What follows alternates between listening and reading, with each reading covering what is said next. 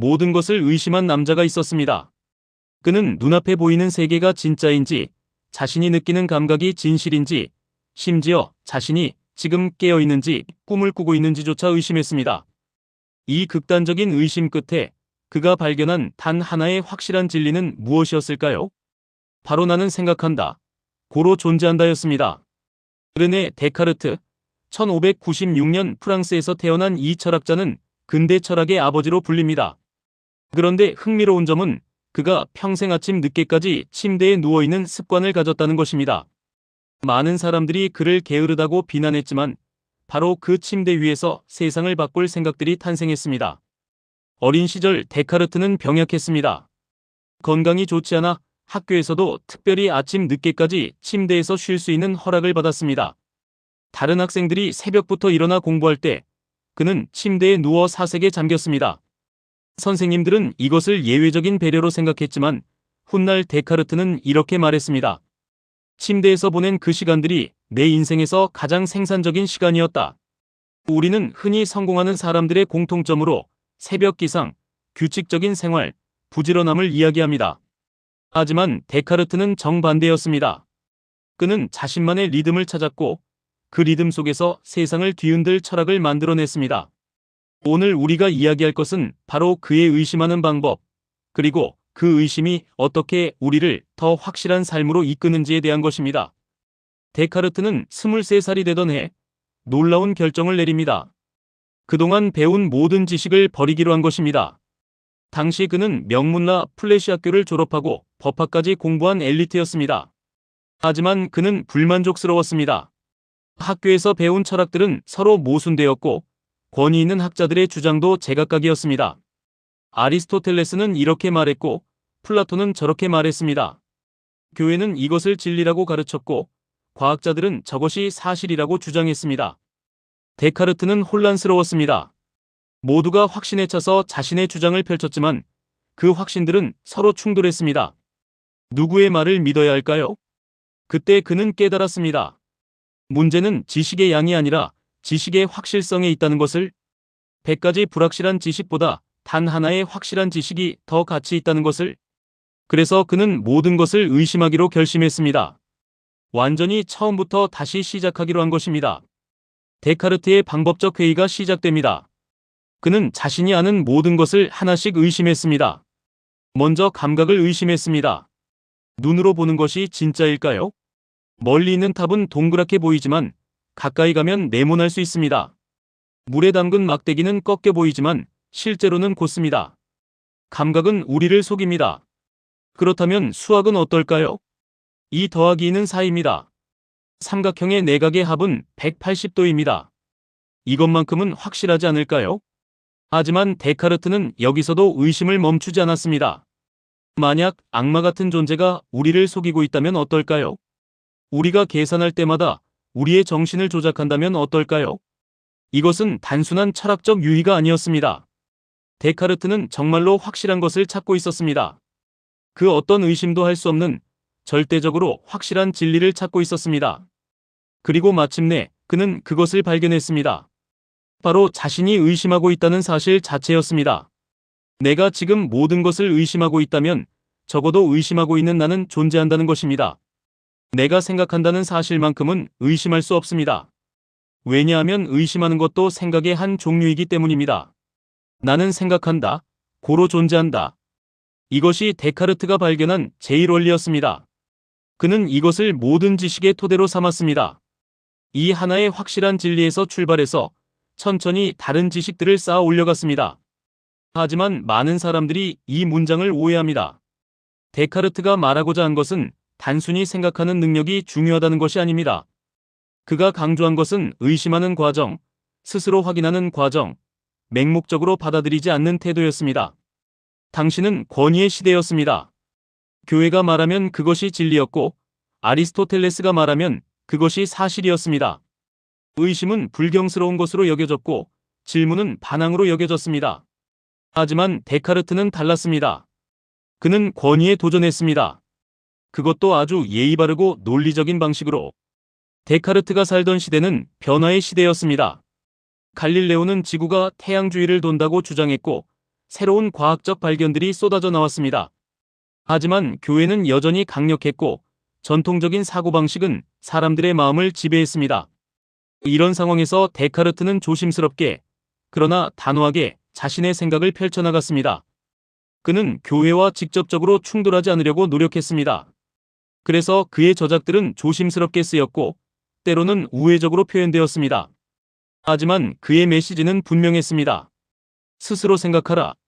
스스로 확인하라. 권위에 맹목적으로 따르지 마라. 그의 주저 방법 서설은 놀랍게도 라틴어가 아닌 프랑스어로 쓰였습니다. 당시 학문적 저작은 모두 라틴어로 쓰는 것이 관례였습니다. 라틴어를 읽을 수 있는 사람은 교육받은 소수에 불과했습니다. 하지만 데카르트는 일부러 프랑스어로 책을 썼습니다. 그는 자신의 사상이 엘리트들만이 아니라 일반 사람들에게도 전해지기를 원했습니다. 이것은 혁명적인 선택이었습니다. 지식을 독점하던 엘리트 계층에게는 위협이었고 일반 대중에게는 해방이었습니다. 데카르트는 말했습니다. 좋은 정신을 갖는 것만으로는 충분치 않다. 중요한 것은 그것을 제대로 사용하는 것이다. 우리는 누구나 생각하는 능력을 가지고 태어납니다. 문제는 그 능력을 제대로 사용하지 않는다는 것입니다. 우리는 쉽게 다른 사람의 말을 믿습니다. 특히 그 사람이 권위 있는 위치에 있거나 유명하거나 많은 사람들이 인정하는 사람이라면 더욱 그렇습니다.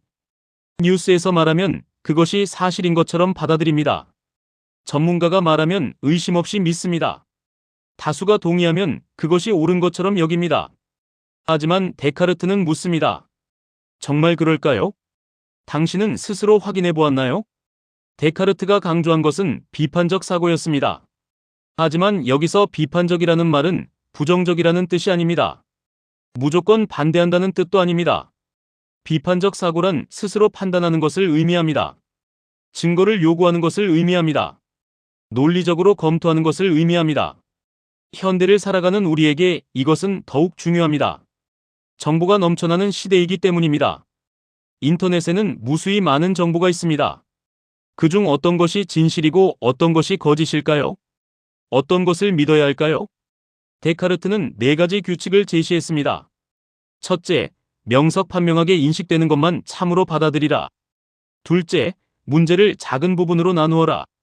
셋째, 단순한 것에서 복잡한 것으로 순서대로 나아가라. 넷째, 빠뜨린 것이 없는지 철저히 검토하라. 이 규칙들은 단순해 보이지만 실천하기는 어렵습니다. 특히 첫 번째 규칙이 그렇습니다. 명석판명하다는 것은 무엇을 의미할까요?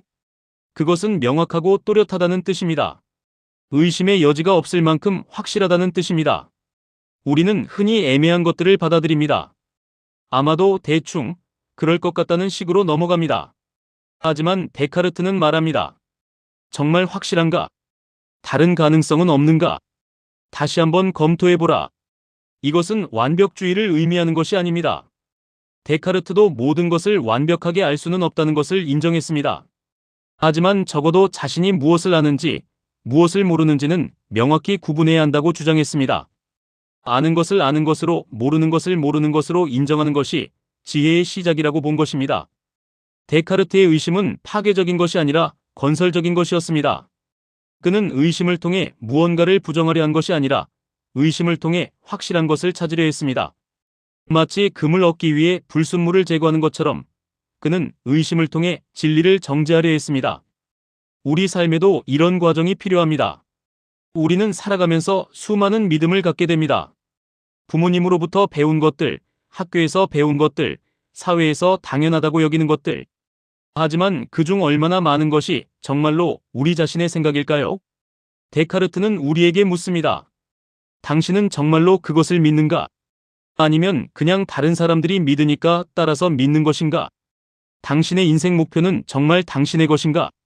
아니면 부모님의 기대, 사회의 기준을 내면화한 것인가? 이런 질문들은 불편합니다. 우리가 당연하다고 여기던 것들을 흔들기 때문입니다. 하지만 이 불편함을 견디지 않으면 진정한 성장은 없습니다. 데카르트는 말했습니다. 평생 한 번도 의심하지 않은 사람은 평생 한 번도 제대로 생각하지 않은 사람이다. 데카르트의 철학은 개인주의의 시작이기도 했습니다. 그 이전 시대에는 집단이 우선이었습니다. 가문, 교회, 국가가 개인보다 중요했습니다. 개인의 생각은 중요하지 않았습니다. 중요한 것은 전통을 따르고 권위에 순종하는 것이었습니다. 하지만 데카르트는 개인의 이성을 강조했습니다. 각 개인은 스스로 생각할 능력이 있고 스스로 진리를 찾을 능력이 있다고 주장했습니다. 이것은 당시로서는 혁명적인 생각이었습니다. 물론 데카르트가 극단적인 개인주의자는 아니었습니다. 그는 사회의 법과 관습을 존중했고 교회와도 충돌하지 않으려 노력했습니다. 하지만 그의 철학의 핵심은 분명했습니다. 궁극적으로 진리를 판단하는 것은 개인의 이성이라는 것입니다. 이것은 현대 민주주의의 철학적 기초가 되었습니다. 민주주의는 각 개인이 스스로 판단할 능력이 있다고 전제합니다. 투표권은 바로 이 전제에서 나옵니다. 각 사람이 무엇이 옳은지 스스로 판단할 수 있다는 믿음에서 나오는 것입니다. 하지만 데카르트의 의심에는 한계가 있었습니다. 그는 결국 신의 존재를 증명하려 했고 그 과정에서 논리적 비약을 했다는 비판을 받았습니다. 그는 또한 정신과 물질을 완전히 분리했는데 이것은 훗날 많은 철학적 문제를 낳았습니다. 그럼에도 불구하고 데카르트의 기여는 엄청났습니다. 그는 철학의 새로운 방법을 제시했습니다. 권위에 의존하는 대신 논증에 의존하는 방법, 전통에 기대는 대신 이성에 기대는 방법을 보여주었습니다. 더 중요한 것은 그가 의심의 가치를 일깨웠다는 것입니다. 의심은 나쁜 것이 아닙니다. 오히려 의심은 진리로 가는 길입니다. 의심하지 않으면 우리는 거짓과 진실을 구분할 수 없습니다. 의심하지 않으면 우리는 다른 사람의 생각을 앵무새처럼 반복할 뿐입니다. 데카르트는 말했습니다. 한 번도 잘못을 저지르지 않은 사람은 한 번도 새로운 것을 시도하지 않은 사람이다. 의심하고 질문하는 과정에서 우리는 실수를 합니다. 하지만 그 실수를 통해 배웁니다. 확신에 차서 한 길만 가는 사람보다 의심하며 여러 길을 모색하는 사람이 결국 더 멀리 갑니다. 데카르트는 수학자이기도 했습니다. 그가 발명한 좌표계는 지금도 우리가 사용하는 데카르트 좌표계입니다. X축과 Y축으로 평면을 나타내는 그 방법은 데카르트가 만든 것입니다.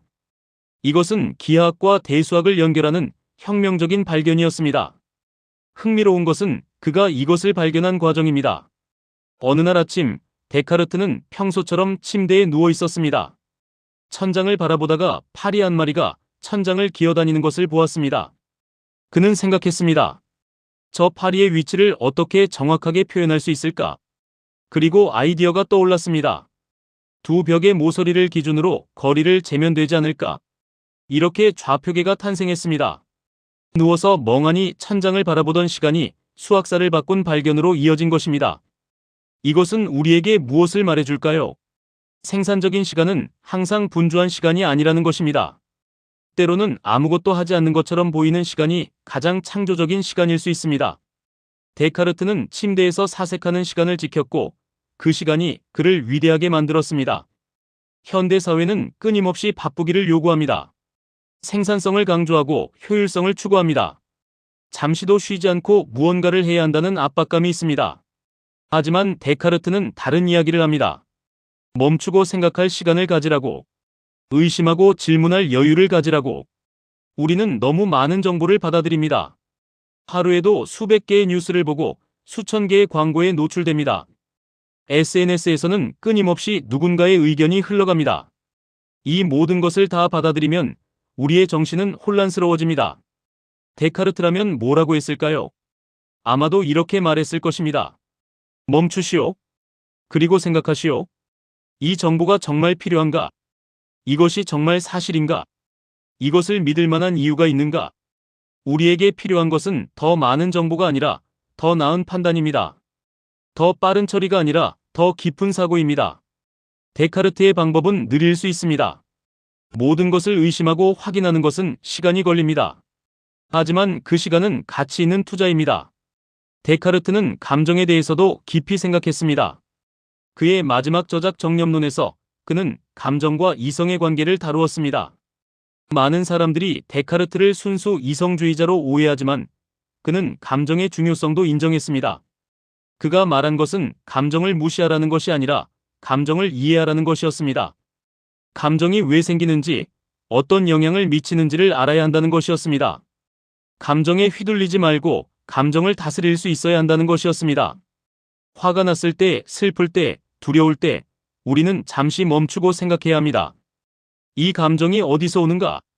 이 감정이 나를 어디로 이끄는가? 이 감정을 따르는 것이 현명한가? 데카르트는 이성이 감정의 주인이 되어야 한다고 했습니다. 물론 이것은 쉽지 않습니다. 감정은 강력합니다. 순간적으로 우리를 압도합니다.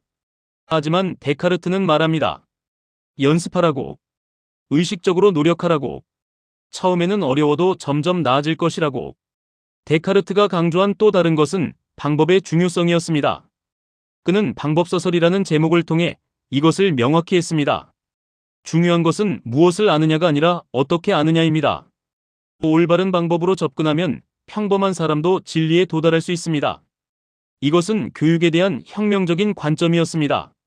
당시 교육은 주로 암기 위주였습니다. 고전을 외우고 권위자의 말을 반복하는 것이 교육이었습니다. 하지만 데카르트는 달랐습니다. 그는 스스로 생각하는 방법을 가르쳐야 한다고 주장했습니다. 오늘날에도 이것은 여전히 중요합니다. 정보는 넘쳐납니다.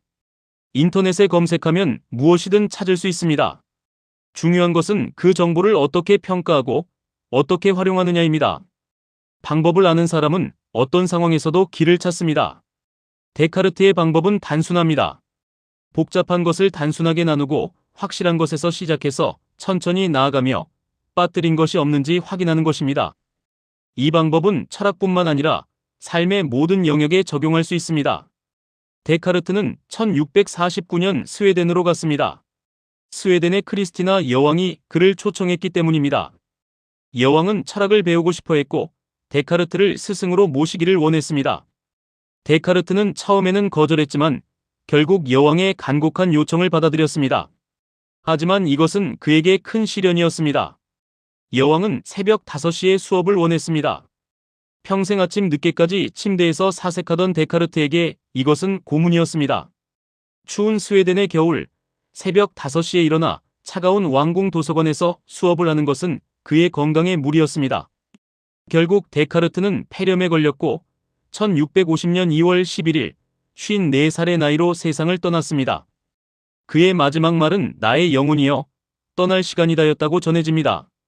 평생 정신과 육체의 관계를 고민하던 철학자가 결국 육체의 한계 앞에서 떠난 것입니다. 아이러니한 것은 평생 자신의 리듬을 지키던 사람이 결국 남의 리듬에 맞추다가 생을 마감했다는 것입니다. 이것은 우리에게 무엇을 말해줄까요? 자신에게 맞는 방식을 지키는 것이 얼마나 중요한지를 보여줍니다. 데카르트가 남긴 유산은 엄청납니다. 그는 철학의 방향을 바꾸었습니다. 그 이전의 철학이 주로 신과 우주에 대한 것이었다면 그 이후의 철학은 인간과 인식에 대한 것이 되었습니다. 그는 근대 철학의 출발점이었습니다. 그의 영향은 철학을 넘어 과학, 수학, 심지어 문학에까지 미쳤습니다. 나는 생각한다. 고로 존재한다는 문장은 서양 문화의 가장 유명한 문장 중 하나가 되었습니다. 이 짧은 문장 안에 근대성의 정신이 압축되어 있습니다. 하지만 데카르트의 진정한 유산은 구체적인 이론이 아니라 태도입니다. 의심하는 태도, 질문하는 태도, 스스로 생각하는 태도입니다. 이것이 그가 우리에게 남긴 가장 큰 선물입니다. 오늘날 우리는 어떻습니까? 우리는 정말로 스스로 생각하고 있습니까? 아니면 남의 생각을 그대로 받아들이고 있습니까? SNS에서 보이는 정보를 비판 없이 받아들이고 있지는 않습니까? 데카르트가 오늘날 살아있다면 무엇을 말했을까요? 아마도 이렇게 말했을 것입니다. 의심하라. 모든 것을 의심하라. 뉴스를 의심하고 광고를 의심하고 권위자의 말도 의심하라. 하지만 그저 의심으로 끝나지 마라. 의심을 통해 진실을 찾아라. 우리 시대의 비판적 사고는 더욱 중요합니다. 가짜 뉴스가 넘쳐나고 조작된 정보가 퍼지고 편향된 의견이 사실처럼 포장됩니다. 이런 상황에서 데카르트의 방법적 회의는 하나의 무기입니다. 우리를 거짓으로부터 지켜주는 방패입니다. 하지만 의심만으로는 충분하지 않습니다. 데카르트도 그것을 알았습니다. 의심은 시작일 뿐입니다. 의심을 통해 거짓을 걸러내고 그 다음에는 참된 것을 쌓아 올려야 합니다. 파괴 후에는 건설이 와야 합니다. 데카르트는 말했습니다. 진리는 하나이지만 거짓은 무수히 많다. 거짓을 걸러내는 것은 어렵지만 필요한 일입니다. 그 과정이 귀찮고 피곤할 수 있습니다. 그냥 남의 말을 믿는 것이 훨씬 쉽습니다. 하지만 그렇게 사는 것은 자신의 정신을 남에게 맡기는 것입니다. 데카르트의 철학에서 가장 실용적인 부분은 그의 임시 도덕률입니다. 그는 모든 것을 의심하는 동안에도 살아가야 한다는 것을 알았습니다. 그래서 세 가지 임시 규칙을 만들었습니다. 첫째, 자신이 사는 나라의 법과 관습을 따르라. 철학적 의심과 실제 삶은 구분해야 합니다. 모든 것을 의심한다고 해서 법을 어겨도 되는 것은 아닙니다. 사회의 일원으로서 규칙을 지켜야 합니다. 둘째, 일단 결정을 내렸으면 확고하게 따르라. 의심하는 것과 우유부단한 것은 다릅니다. 충분히 고민한 후에는 결단을 내리고 그 결정을 밀고 나가야 합니다. 끊임없이 갈팡질팡하는 것은 의심이 아니라 우유부단함입니다. 셋째, 세상을 바꾸려 하기보다 자신을 바꾸라. 우리가 통제할 수 있는 것은 자신의 생각과 행동입니다. 세상을 원망하고 불평하는 것보다 자신이 할 수 있는 것에 집중하는 것이 현명합니다. 이 규칙들은 놀랍게도 현대적입니다. 오늘날에도 여전히 유효합니다. 우리는 때로 철학적 질문에 빠져 실제 삶을 놓칩니다. 완벽한 답을 찾을 때까지 아무것도 하지 않습니다. 하지만 데카르트는 말합니다. 완벽하지 않아도 행동하라고. 임시 규칙이라도 만들어서 앞으로 나아가라고. 또한 데카르트는 자기 통제의 중요성을 강조했습니다. 우리는 타인을 바꿀 수 없습니다. 세상을 한순간에 바꿀 수도 없습니다. 하지만 우리는 우리 자신을 바꿀 수 있습니다. 우리의 생각을 바꿀 수 있고, 우리의 습관을 바꿀 수 있고, 우리의 반응을 바꿀 수 있습니다. 이것이 진정한 자유입니다. 데카르트가 말한 자유는 무엇이든 할 수 있는 자유가 아니라 자신의 정신을 스스로 지배하는 자유였습니다. 외부 상황에 휘둘리지 않고, 감정에 압도되지 않고, 이성적으로 판단하고 행동할 수 있는 능력이 진정한 자유라는 것입니다. 데카르트의 이원론은 많은 비판을 받았습니다. 그는 정신과 물질을 완전히 분리했습니다. 정신은 생각하는 것이고 물질은 공간을 차지하는 것이라고 했습니다. 하지만 그렇다면 정신과 물질은 어떻게 상호작용할까요? 이것은 정신 마이너스 신체 문제로 알려진 유명한 난제가 되었습니다. 후대 철학자들은 이 문제를 해결하려고 노력했습니다. 어떤 이들은 모든 것이 정신이라고 주장했고, 어떤 이들은 모든 것이 물질이라고 주장했습니다. 또 어떤 이들은 정신과 물질이 평행하게 움직인다고 주장했습니다. 하지만 데카르트의 이원론에도 의미가 있었습니다. 그것은 정신의 독립성을 강조했습니다. 우리의 생각은 물질적 조건에 완전히 종속되지 않습니다. 가난하다고 해서 위대한 생각을 할 수 없는 것은 아닙니다. 신체적 장애가 있다고 해서 철학을 할 수 없는 것은 아닙니다. 데카르트 자신이 그 증거였습니다. 그는 병약했지만 위대한 철학자가 되었습니다. 육체는 약했지만 정신은 강했습니다. 이것은 많은 사람들에게 희망을 주었습니다. 물질적 조건이 우리를 규정하지 않습니다. 우리는 생각하는 존재로서 자유롭습니다. 데카르트는 꿈에 대해서도 깊이 생각했습니다. 그의 방법적 회의에서 꿈은 중요한 역할을 했습니다. 우리가 깨어있을 때와 꿈을 꿀 때를 어떻게 구분할 수 있을까요? 꿈속에서는 모든 것이 진짜처럼 느껴집니다. 그렇다면 지금 이 순간도 꿈일 수 있지 않을까요? 이것은 단순한 철학적 유의가 아닙니다.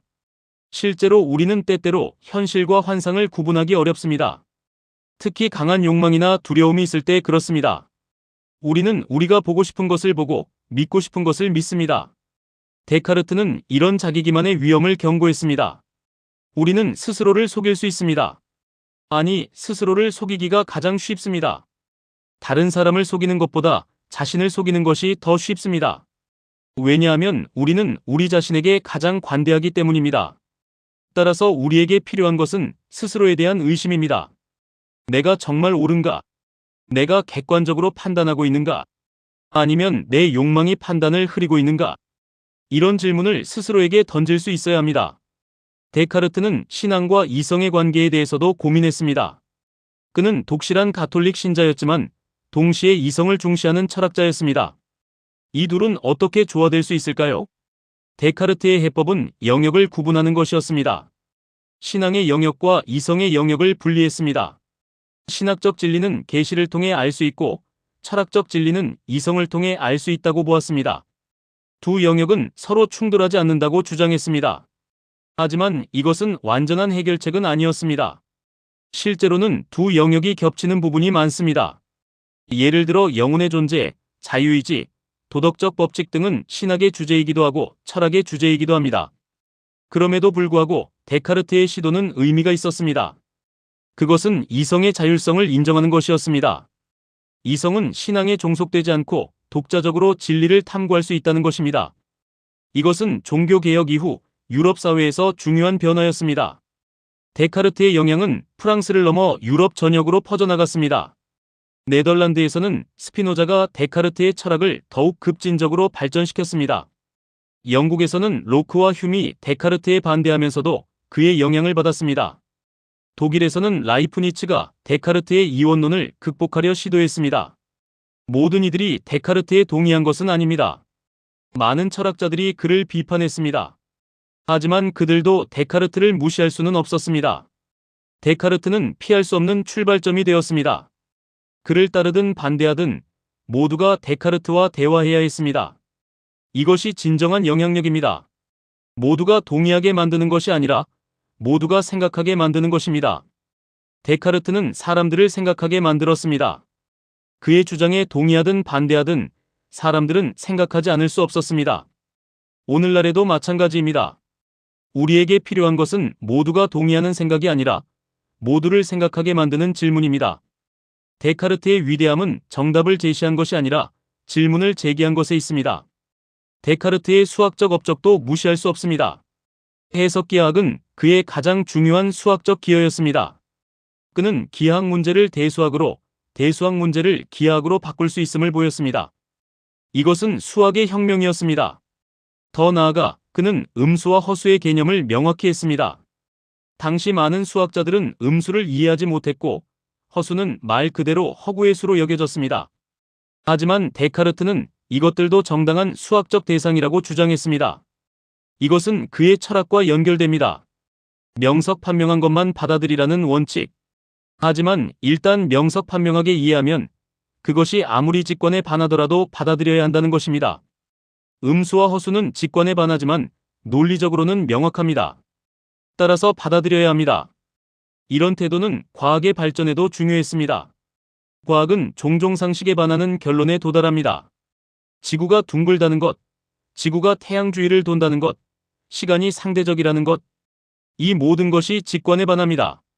하지만 논리와 증거가 그것을 지지한다면 우리는 받아들여야 합니다. 데카르트는 과학방법론에도 기여했습니다. 그의 시대는 과학혁명의 시대였습니다. 갈릴레오, 케플러, 하비 같은 과학자들이 새로운 발견을 쏟아냈습니다.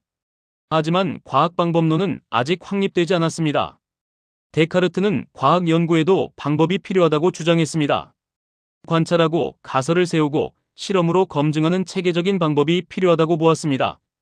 또한 수학을 사용해서 자연을 기술해야 한다고 강조했습니다. 그는 자연의 책은 수학의 언어로 쓰여 있다고 말했습니다. 이것은 갈릴레오의 말이기도 하지만 데카르트도 같은 생각이었습니다. 자연 현상을 정확히 이해하려면 수학이 필요합니다. 막연한 언어로는 부족합니다. 이런 생각은 현대 과학의 기초가 되었습니다. 오늘날 모든 과학 분야는 수학을 사용합니다. 물리학은 물론이고 화학, 생물학, 심지어 사회과학도 통계와 수학적 모델을 사용합니다. 이것은 데카르트와 그의 동시대인들이 확립한 전통입니다. 데카르트의 한계도 인정해야 합니다. 그는 동물을 기계로 보았습니다. 동물에게는 의식이 없고 단지 복잡한 기계처럼 반응할 뿐이라고 생각했습니다. 이것은 오늘날의 관점에서 보면 잘못된 생각입니다. 또한 그는 여성을 남성보다 이성적 능력이 떨어진다고 생각했습니다. 비록 그의 후원자 중에는 크리스티나 여왕과 엘리자베스 공주 같은 뛰어난 여성들이 있었지만 그는 여전히 당시의 편견에서 완전히 자유롭지 못했습니다. 그의 철학도 유럽 중심적이었습니다. 다른 문화의 철학 전통을 거의 고려하지 않았습니다. 이것은 그의 시대적 한계였습니다. 17세기 유럽인으로서 그는 자신의 문화권 밖을 보기 어려웠습니다. 하지만 이런 한계들이 그의 기여를 무효화하지는 않습니다. 오히려 우리는 여기서 배울 수 있습니다. 아무리 위대한 사상가도 자신의 시대와 문화의 제약을 받는다는 것을, 따라서 우리는 끊임없이 비판적으로 재검토해야 한다는 것을, 데카르트가 우리에게 남긴 가장 중요한 교훈은 무엇일까요? 그것은 의심의 가치입니다. 하지만 이것은 냉소적인 의심이 아닙니다. 파괴적인 의심도 아닙니다. 오히려 건설적인 의심입니다. 진리를 찾기 위한 의심입니다. 의심하지 않으면 성장할 수 없습니다. 우리가 알고 있다고 생각하는 것들을 재검토하지 않으면 우리는 과거에 갇혀 있게 됩니다. 새로운 것을 배울 수 없고 더 나은 이해에 도달할 수 없습니다. 하지만 의심만으로는 충분하지 않습니다. 의심은 출발점일 뿐입니다. 중요한 것은 의심 후에 무엇을 하느냐입니다. 데카르트는 의심을 통해 확실한 것을 찾았고 그 위에 지식을 쌓아 올렸습니다. 우리도 그래야 합니다. 의심하되 절망하지 말아야 합니다. 모든 것을 의심한다고 해서 아무것도 믿을 수 없다는 뜻은 아닙니다. 오히려 진정으로 믿을 만한 것을 찾기 위해 의심하는 것입니다. 약한 믿음을 걸러내고 강한 믿음을 세우기 위해 의심하는 것입니다. 데카르트의 나는 생각한다. 고로 존재한다는 우리 각자에게 적용됩니다. 당신이 지금 이 글을 읽고 생각하고 있다면 당신은 존재합니다. 당신은 생각하는 주체입니다. 그 누구도 당신을 대신해서 생각할 수 없습니다. 이것은 권리이자 책임입니다. 우리는 스스로 생각할 권리가 있습니다. 어떤 권위도 우리의 생각을 대신할 수 없습니다. 하지만 동시에 우리는 스스로 생각해야 할 책임이 있습니다. 남의 생각을 무비판적으로 받아들이는 것은 이 책임을 저버리는 것입니다. 현대 사회는 우리의 생각을 조종하려 합니다. 광고는 우리가 무엇을 원해야 하는지 말해줍니다. 미디어는 우리가 무엇을 믿어야 하는지 말해줍니다. 정치인들은 우리가 무엇을 선택해야 하는지 말해줍니다. 하지만 데카르트는 묻습니다. 정말 그럴까요? 우리는 이런 영향들을 의심해야 합니다. 내가 정말 이것을 원하는가? 아니면 원하도록 조종당한 것인가? 내가 정말 이것을 믿는가? 아니면 믿도록 설득당한 것인가? 이런 질문을 던질 수 있어야 합니다. 데카르트는 또한 인내의 중요성을 가르쳐 줍니다. 진리를 찾는 것은 쉽지 않습니다. 빠른 답을 원하지만 빠른 답은 대개 잘못된 답입니다. 데카르트는 평생을 걸쳐 철학했습니다. 그는 서두르지 않았습니다. 우리 시대는 속도를 강조합니다. 빨리빨리, 효율적으로, 즉각적으로. 하지만 어떤 것들은 시간이 필요합니다. 깊이 생각하는 것, 올바르게 판단하는 것, 진정한 이해에 도달하는 것. 이런 것들은 서두를 수 없습니다. 데카르트는 아침 늦게까지 침대에 누워 생각했습니다. 많은 사람들이 그를 게으르다고 비난했습니다. 하지만 그 시간이 그를 위대하게 만들었습니다. 때로는 느리게 가는 것이 멀리 가는 길입니다. 우리도 우리만의 리듬을 찾아야 합니다. 남들이 새벽에 일어난다고 해서 우리도 그래야 하는 것은 아닙니다. 남들이 빨리 결정한다고 해서 우리도 그래야 하는 것은 아닙니다. 중요한 것은 자신에게 맞는 방식을 찾는 것입니다. 데카르트의 유산은 계속됩니다. 그의 철학은 오늘날에도 여전히 논의되고 비판되고 발전되고 있습니다. 그가 던진 질문들은 아직도 답을 찾지 못했습니다. 정신과 물질의 관계, 자유의지와 결정론, 지식의 한계. 이런 문제들은 여전히 철학자들을 괴롭힙니다. 하지만 그것이 철학의 아름다움입니다. 완벽한 답이 없기에 계속 탐구합니다. 모든 질문이 해결되면 철학은 끝납니다. 하지만 인간이 존재하는 한 질문도 계속될 것입니다.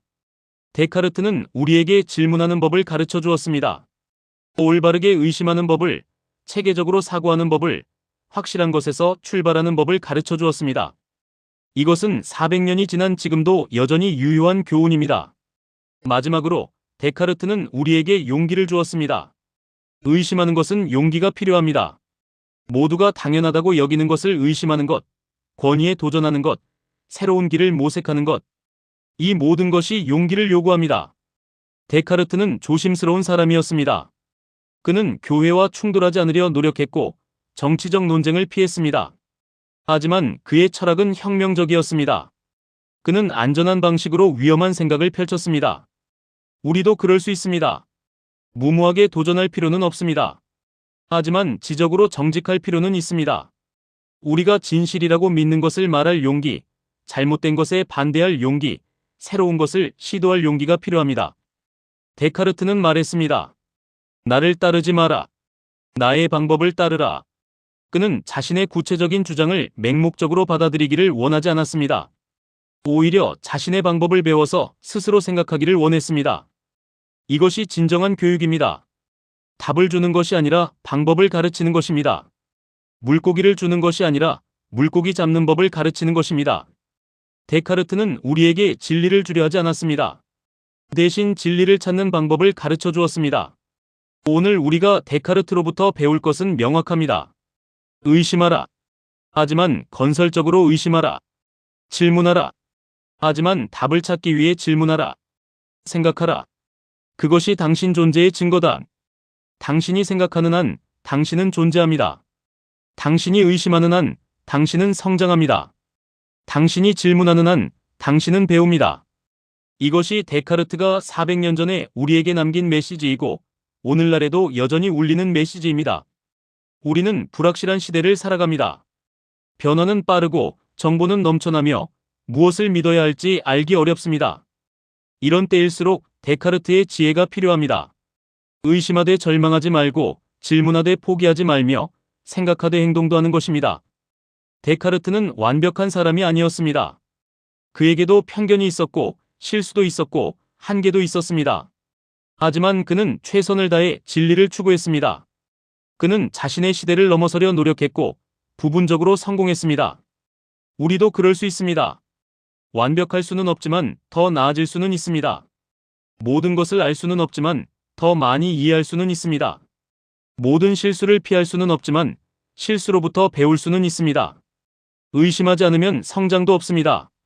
안주하면 발전도 없습니다. 데카르트는 평생 안주하지 않았습니다. 그는 계속 질문했고 계속 생각했고 계속 배웠습니다. 생의 마지막 순간까지 그는 배움을 멈추지 않았습니다. 당신의 삶은 어떻습니까? 당신은 스스로 생각하고 있습니까? 아니면 남의 생각을 따라가고 있습니까? 당신은 의심하고 있습니까? 아니면 맹목적으로 믿고 있습니까? 이런 질문을 스스로에게 던지십시오. 불편할 수 있습니다. 확신이 흔들릴 수 있습니다. 하지만 그 과정을 통해 당신은 더 강해집니다. 더 명확해집니다. 더 자유로워집니다. 데카르트가 발견한 것처럼 의심의 끝에서 확신을 발견할 수 있습니다. 하지만 그것은 맹목적인 확신이 아니라 검증된 확신입니다. 남에게서 받은 확신이 아니라 스스로 얻은 확신입니다. 약한 확신이 아니라 강한 확신입니다. 나는 생각한다. 고로 존재한다. 이 문장을 되새기십시오. 당신이 생각하는 한 당신은 존재합니다. 당신은 단순히 살아있는 것이 아니라 의식적으로 존재하는 것입니다. 이것이 인간의 존엄성입니다. 데카르트의 메시지는 단순하지만 강력합니다. 의심하라. 생각하라. 존재하라. 이 세 가지를 기억하십시오. 의심을 통해 진실에 가까워지고 생각을 통해 자유로워지며 그렇게 진정으로 존재하게 됩니다. 세상은 당신을 수동적인 소비자로 만들려 합니다. 정보의 소비자, 상품의 소비자, 이데올로기의 소비자로. 하지만 데카르트는 당신이 능동적인 사색가가 되기를 원합니다. 스스로 생각하고 스스로 판단하고 스스로 선택하는 사람이 되기를 원합니다. 이것은 쉽지 않습니다. 더 쉬운 길은 그냥 흐름을 따라가는 것입니다. 모두가 하는 대로 하고 모두가 믿는 것을 믿고 모두가 가는 곳으로 가는 것입니다. 하지만 그것은 진정한 삶이 아닙니다.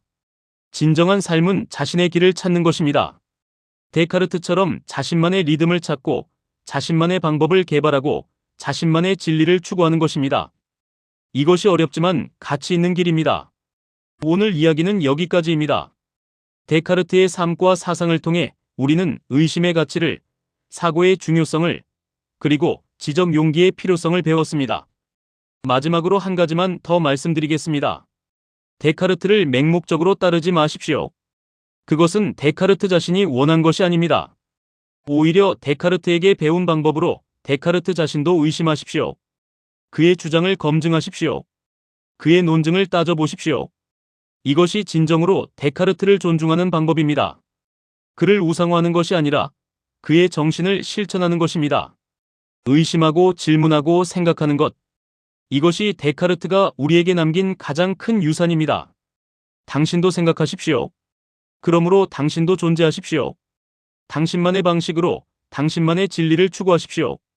이것이 데카르트가 400년 전에 시작한 여정이고 우리가 오늘도 계속하는 여정입니다. 끝까지 시청해주신 여러분, 진심으로 감사합니다. 앞으로도 역사 속 위인들의 지혜를 통해 여러분의 삶에 빛이 되는 이야기를 전해드리겠습니다. 구독과 좋아요로 응원해주시고 여러분의 소중한 생각도 댓글로 나눠주세요.